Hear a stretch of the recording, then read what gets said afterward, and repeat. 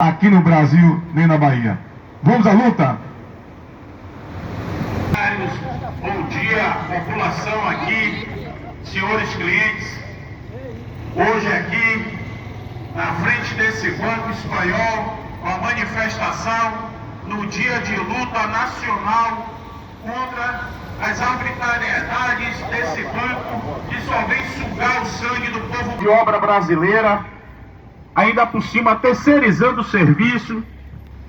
Já tem cerca de seis empresas dentro do grupo do Santander, aonde o funcionário que trabalha do lado recebe metade do que o bancário do Banco Santander recebe. Então é exploração, tudo em nome da ganância.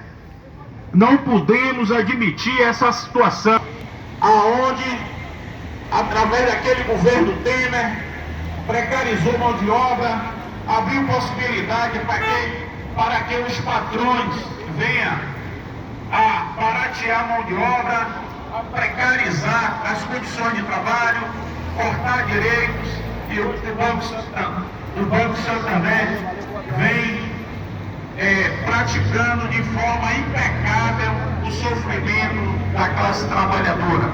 Nós temos boa parte dos funcionários do banco adoecidos porque o sistema é perverso de cobrança de metas, o sistema é perverso de assédio moral dentro desse banco, inclusive suspeita até de assédio sexual dentro do Banco Santander. Não podemos admitir essa situação.